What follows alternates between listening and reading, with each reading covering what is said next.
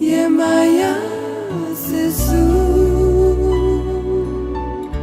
asesu yemaya, yemaya olodo, olodo. Hello, I'm Sarah Bishop, and I am welcoming you to this short video that friends of Celia Roberts have put together for your reflection and perhaps also your enjoyment. I'm standing here in front of the Blue Sage Center for the Arts in downtown Paonia, Colorado. The Blue Sage was a very important part of Celia's life. She helped begin what became the Christmas Arts Fair probably some 20 years ago. And over the years, many times, she showed her wonderful pictures in this gallery here at the Blue Sage. She was also a member of the board of directors of this wonderful arts institution, and not only lent her photographic talents, but her intellectual talents, her understanding of the arts community, and we will value that forever, and we do miss her. So enjoy this video, and thanks for being part of it.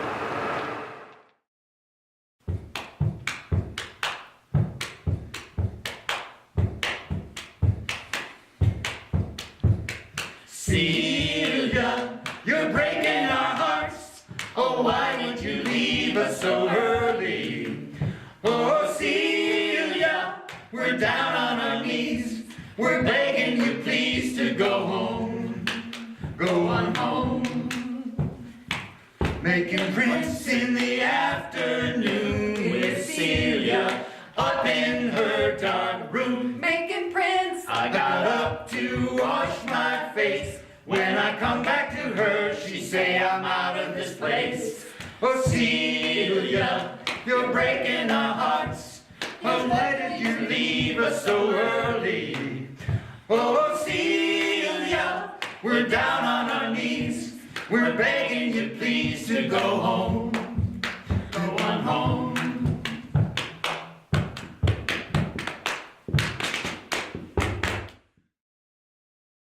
I don't remember how we first met, except that I fell in love with her photography at the Blue Sage, and I saw these remarkable images of people that we wouldn't normally notice. And Celia had this ability to capture the heart and the spirit and the goodness inside people.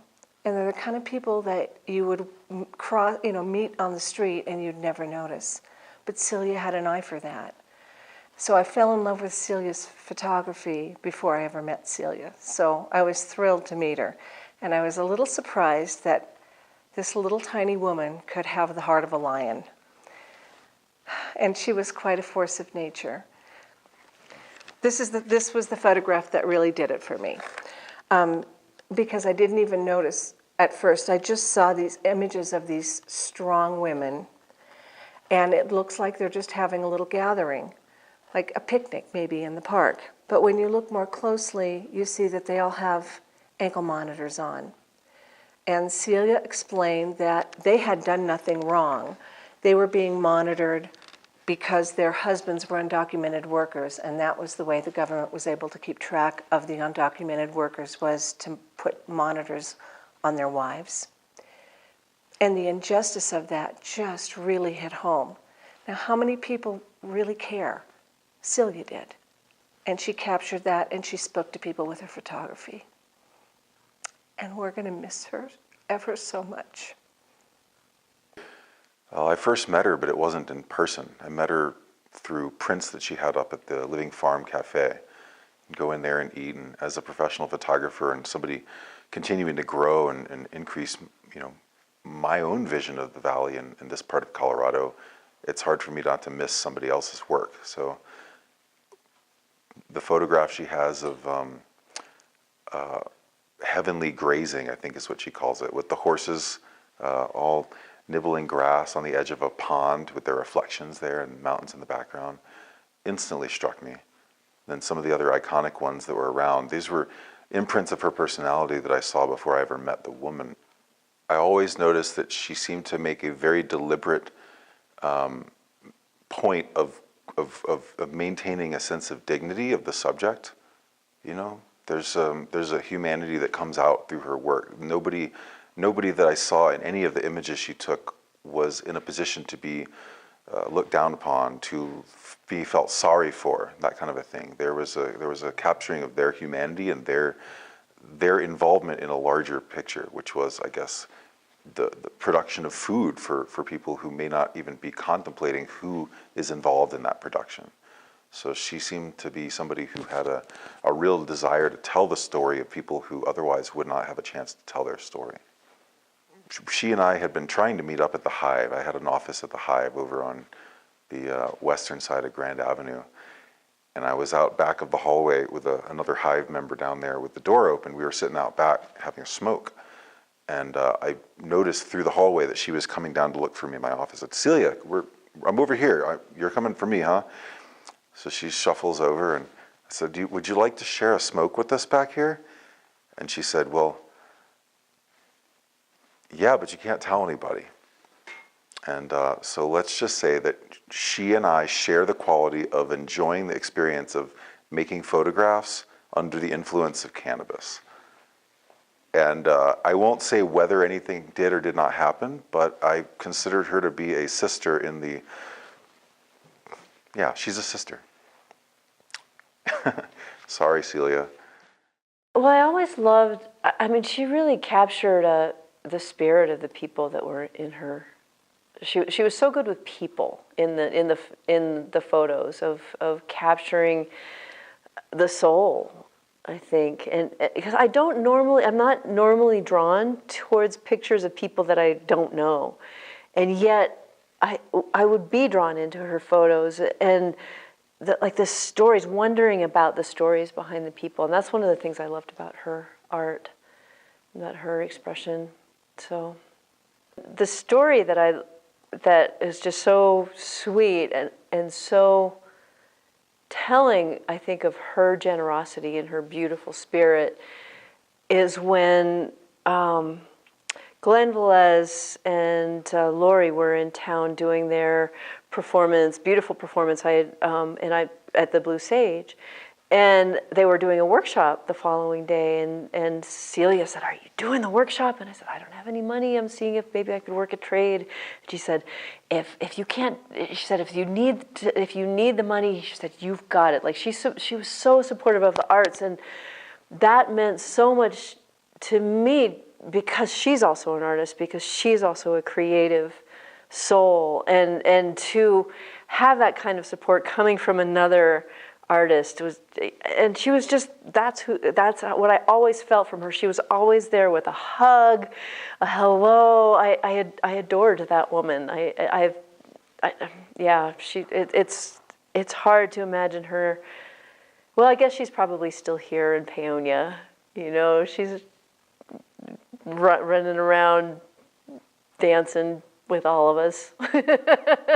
So I was going to say, now that she's gone, but maybe she's not.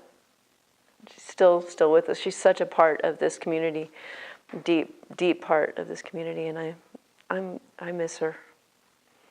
So when I moved here, I was starting to feel a little bit of the aging process. And I never got a chance to spend a whole lot of one-on-one time with Celia. But one evening after a great concert at the Blue Sage, I thought, I'm just going to talk to her. And I was pretty new, and she already impressed me with her vitality. So she became kind of a role model for me about healthy, dynamic aging. So I asked her, "What's your secret, Celia?"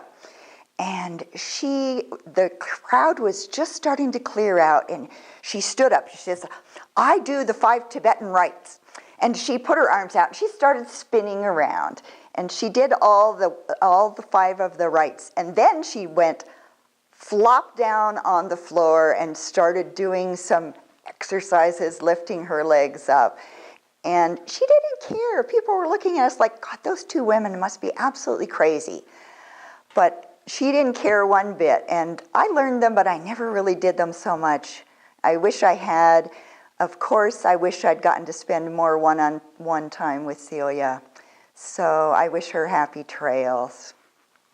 Hello, this is three friends of Celia's from Ridgeway, and we are here to celebrate her sweet memory because I know she's looking down on us and found a wonderful home with Bob and Donna Green, and Shanti is so sweet and good, and I will pass it on to Donna.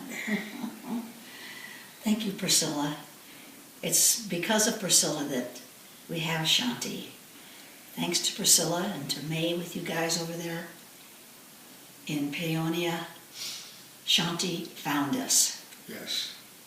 And her name, which we found, means peace, tranquility, is a perfect description of her and a perfect description of the message we send to you, Celia, for letting us share your friend. Steve and I have memories of Celia from before we met her. So a little more than 20 years ago, we were living in Massachusetts, and Steve's asthma was so bad that we knew we had to look for a new place to live.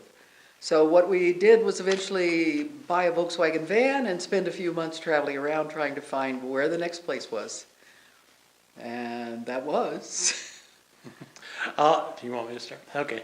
Yeah, I'll jump in. We were traveling around in our van, and we came to Paonia.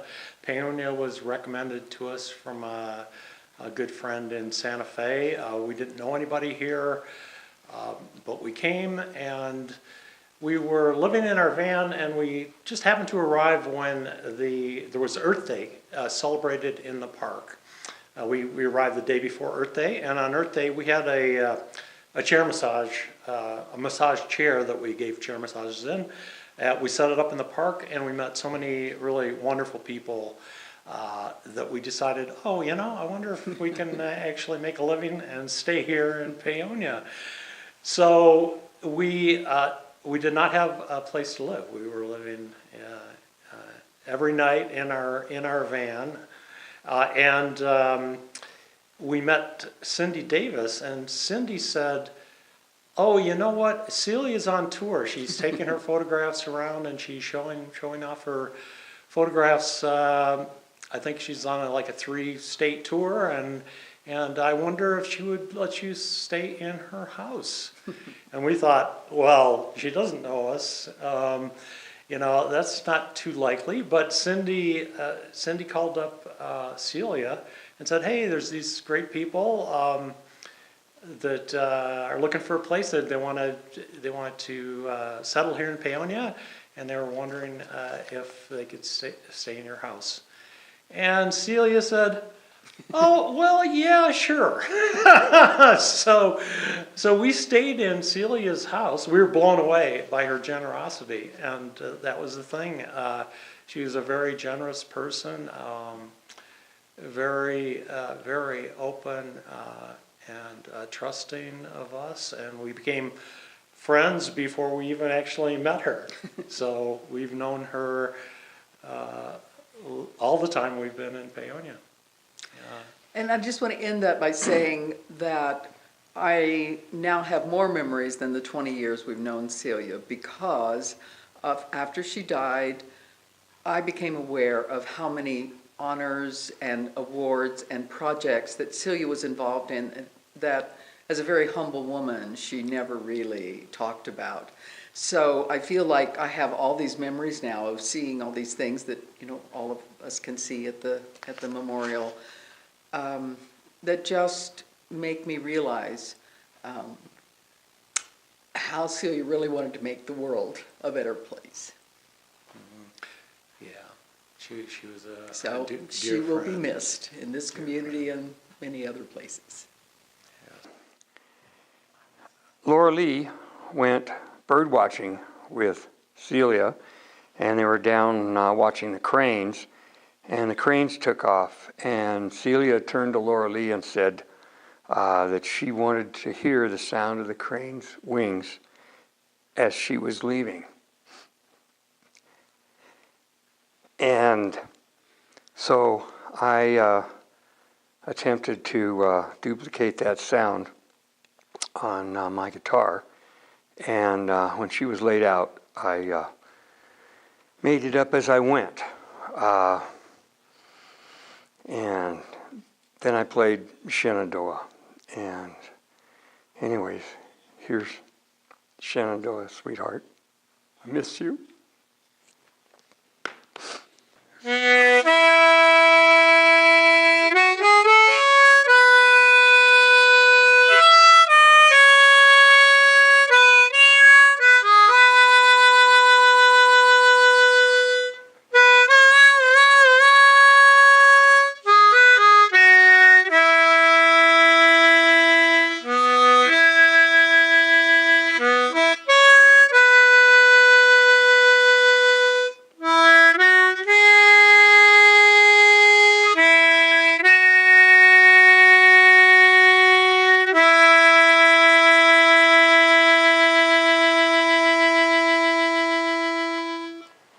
Bye, sweetheart.